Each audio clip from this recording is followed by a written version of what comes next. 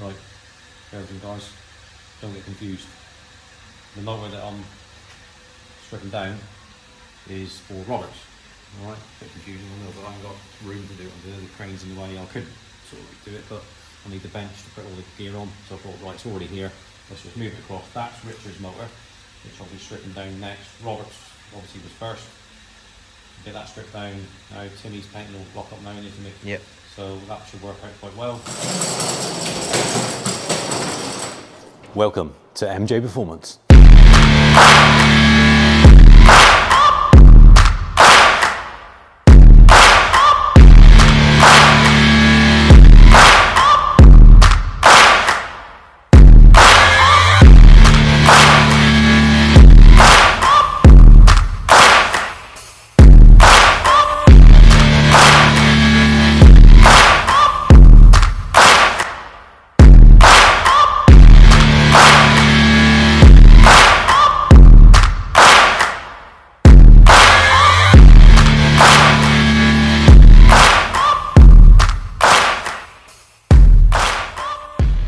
Richard's block's already painted. So yeah, just to update really what we're doing. So everything's all stripped apart, but as you can see, so we'll just like, I've already built this once for the first visit that we've done, you know, when we deck braced the block and all that sort of stuff. So I've just now just timed it off, bang, straight in. So we know that the timing was super fat. Yeah? Yep. Which we know anyway, because there's no issues with that. So we're just stripping it all down. So the next phase is now that's all locked in. We do have, I don't know of such a thing as a flywheel locking tool for these. Not that I know of. Fiestas, yes, not one of these. But we've made one, so Julian done it before and made one for us. Because the way I look at it is you need to lock that flywheel in, lock the crank in, lock the cams in, for it to be absolutely dead still. Because if something moves, the timing's going to move. You wouldn't necessarily notice it, but if it moves, the car ain't going to run right, and you have all sorts of issues long term. So that's why. So what we do is when we build it, we'll show you the flywheel goes on. If need be, we'll space the engine stand out a bit away from the block. The new block, not this one. This is the 2.3 one that's been changed, and then we'll put the flywheel on, and then we can have flywheel locking tool to make sure everything's sort of bang on in it to me. Yep. Because it is a ridiculous amount of torque that you've got to do on the bottom pulley bolt, because the bottom pulley bolt is the crank on these is you know, it's like a grab compression fit. There's no keyway in it, so it's all done where it just, you know, grabs the crank. I'm not a great lover of that, to be honest. I'd rather have, if you're going to do it that way, put a keyway on it as well. Obviously, if you're going to do it that way, put a keyway on it, because it's just the keyway's just a locator, but it also it's like a safety thing. They're on race cars today. It just means that, you know, it's less likely to move, isn't it? But yeah, not something you can on the standard crank. Even with the Arrow Precision one that we're putting in it, that's a fast road one, so that's still the setup is the same. There is no keyway. You do a full competition motorsport one, but as we say, overkill. Is that right to me? Overkill for road use. So that's not going to be. And very expensive, so that's not going to be used on this application, but it'll be a fast road Arrow Precision steel crank, which again we'll tell when we talk to you about it and put it on the against the, when I get the crank out in this one, and I'll tell you the weight difference and all that sort of stuff. So yeah, just an update. We get this one done, and then I'll start stripping Richards. We can't get things mixed up because all Richards will be at the back of his car, or Roberts will be at the back of his car, so there's no mix up there. A lot of the stuff will go. The good thing is about when you're doing this. Question I got asked for Richard, what happens about all the bits and pieces from 2.3? It gets reused because it's just bolted straight on. A few things you have to change, but mostly just the upgraded parts. So, you know, like the breather plate, we're going to be putting a radium breather plate on there with a radium catch can, the clutch and all this sort of stuff. But, you know, out with the ancillary, everything bolts on. We use the 2 litre water pump because it's got a metal impeller. As you can see, look, where is it? Yeah, so the 2.3 one has got a plastic one, which is, you know, I'm going to much prefer to put a metal one in, like, not a plastic one.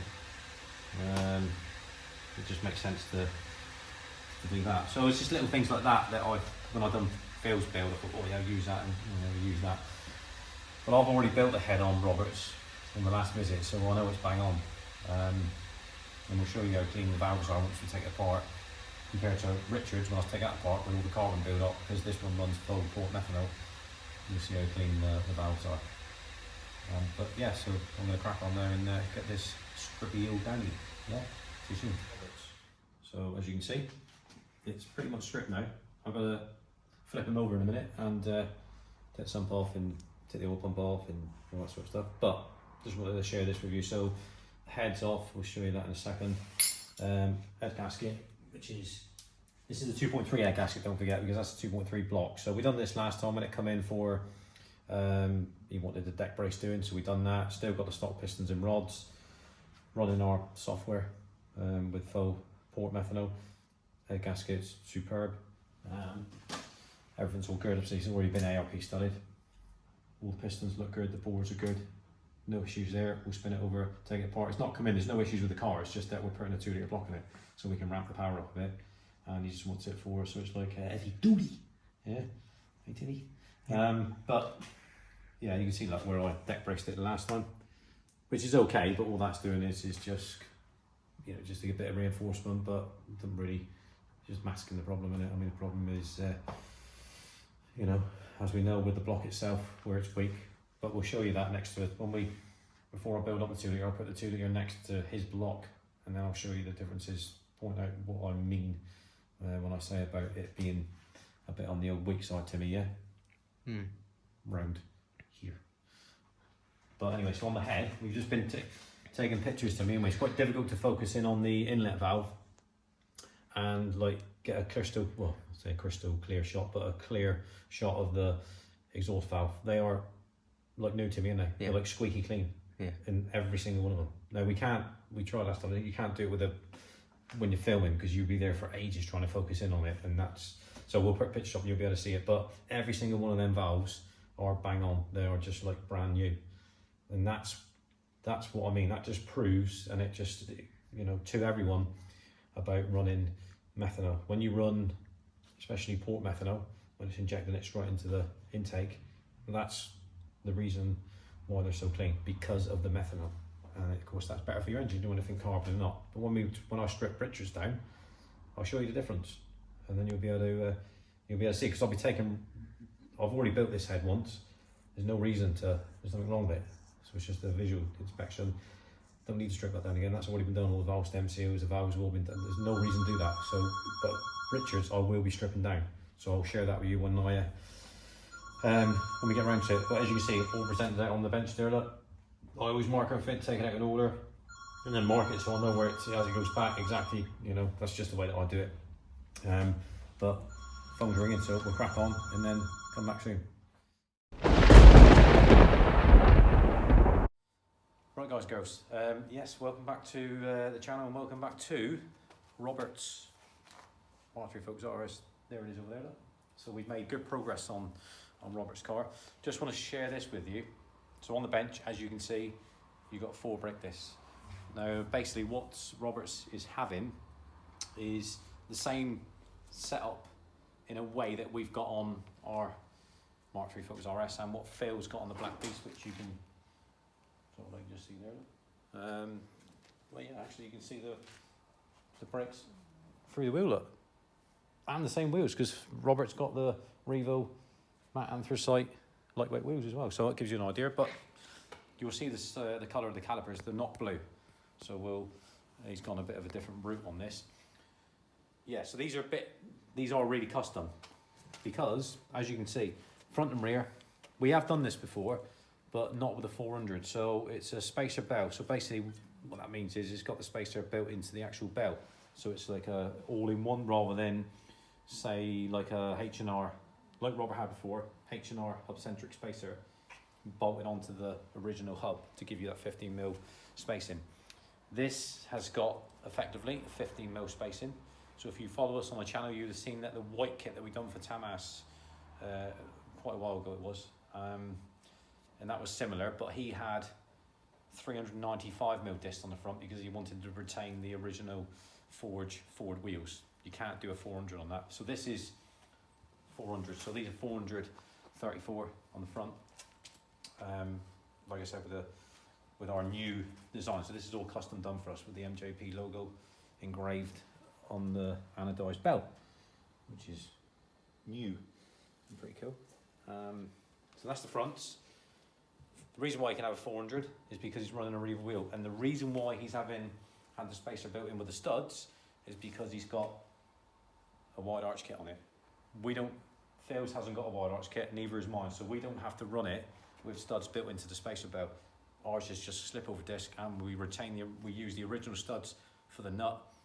No problem at all. We can't do that with that because the stud wouldn't be long enough. You see there, it wouldn't be long enough, so you can't do it that way. Rears 375. I think they're 28. I can't remember. I don't know. Yeah, so they're 375 by 28 on the back. Still a big old disc, and he's gone for the race groove. Unlike Phil, so that's the 16-row cross-trode, like we run on ours. He's gone for the race groove look. That's the most heavy duty you can get. It's like pretty maintenance free. It's you're not going to have any issues with maybe little cracks appearing and whatever, because if you drill a disc multiple times, of course it's going to weaken it. This is, the most common one to go for and the most heavy duty. All right, so you got your brackets here, look. See, look, it's just all engraved with our, tells us what it is on there. 400, all right. That's all custom made for us. And then you've got the rear, again, as you can see, RS3, 375, 28. And these are the electronic parking brake caliper, which bolts to that, and then the electronic parking brake bolts to that. So the purpose of the update for Roberts was just to show you what's on the bench, show you the discs, show you the new design, and then we'll do a next video. A follow-up will be all the calipers and whatever on the bench. But we'll get these fitted on first, and then we'll do it like a process step by step. But believe it or not, they're not that heavy. They're quite light. We weigh them, and I think one of these, wasn't it, Laura, with the, I can't remember what it was. Not that far off, but we'll weigh it again. Compared to the original ones, are just crazy weight. They're just mad, aren't they? But I mean, I can pick that up, and that's not too much of a problem. And you're a weed. And I'm a weed. You try doing that with the original, you'd have an achy wrist in no time, right? There we are. So that's it for this instalment, and we'll come back soon and tell you about the calipers. Ciao for now.